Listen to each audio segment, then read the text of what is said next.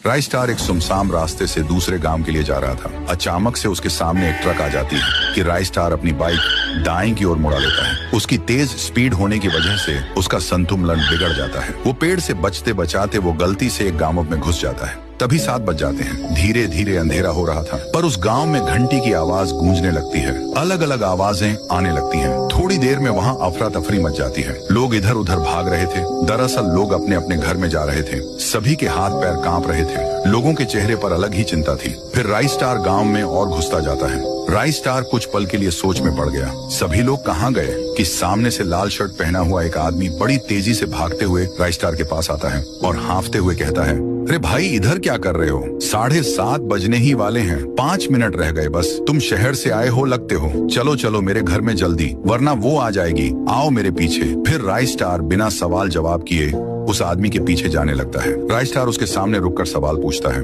अरे भाई, ये यहाँ पर क्या हो रहा है? तुम मुझे 7:30 बजे से पहले अपने घर में क्यों लेकर आए? और ये अजीब सी घंटी की आवाज क्यों गूंज रही है? आदमी कहता है, अरे मैं पागलों जैसी बात नहीं कर रहा हूँ। इसका सच जानकर तुम्हारे रोंगटे खड़े हो जाएंगे। इस गांव में रोज 7:30 बजे एक चुड़ैल आती है जो कि लोगों को मार के उस पेड़ में लेकर जाती है। बात हो ही रही थी उसी सूखे पेड़ की जहाँ राइस्टार ने अपनी बाइक रोकी थी। तभी अचानक से उस पेड़ में से वही चुड़ैल निकलती है जिसके बारे में वह आदमी बता रहा था। राइस्टार उस चुड़ैल को देखकर दंग रह गया। बस फिर क्या था, वो चुड़ैल उन दोनों को देखकर उनके पास आने लगती है। वह उनके पास आके कहती है, राइस्टार, ओ राइस्टार, जरा बाहर तो आना। मैं तुम्हारी बहन जैसी हूँ ना, मुझसे डरो मत। आओ बाहर। 1 मिनट, तुम्हें मेरा नाम कैसे पता है? मैं तो तुमसे पहली बार ही मिला हूँ। अरे इसके मुंह मत लगो, इसको सारे लोगों के नाम पता है। ये खतरनाक भूतनी है। इतना कहते ही वो चुड़ैल वहाँ से तेजी से जाने लगी और वहीं पास के दूसरे पेड़ के पास जाकर रुक गई। फिर राइस्टार सवाल पूछता है, मुझे एक बात बताओ, ये भूतनी लोगों को क्यों मारती है और ये पेड़ में आई कैसे?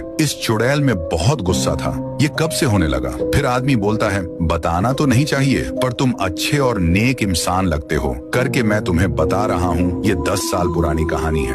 इस गांव में रहते थे गुड़िया और उसके पप्पा। उन्होंने गांव के सरपंच से पैसे लिए थे। बस इतना क्या था, सरपंच ने गुड़िया के पप्पा को उसी सूखे पेड़ पर उल्टा टांगा और गुड़िया के सामने बड़ी सी चाकू से पहले उसके पैर की चमड़ी उधेड़ दी। उसके बाद अंत में उसका सिर ही धड़ से अलग कर दिया। फिर उस क्रूर सरपंच ने गुड़िया को भी नहीं बख्शा। उसको कर्जदार की बेटी बोलकर गांव से धक्के मारा कर निकाल दिया गया और उसने भी ब्रिज से कूदकर अपनी जान ले ली। उसके बाद उसकी आत्मा उसमें से निकलकर उसी सूखे पेड़ में गई जहां पर उसके पप्पा को टांग कर मारा गया था। उसके बाद क्या था, वो एक लड़की के बदन में घुसकर वो अपनी साइकिल में बैठकर उस सरपंच को पूरे गांव में घसीटते हुए सूखे पेड़ में लेकर चली गई। उस पेड़ में सरपंच के हाथ, पैर, सिर, पेट सब उगाए थे।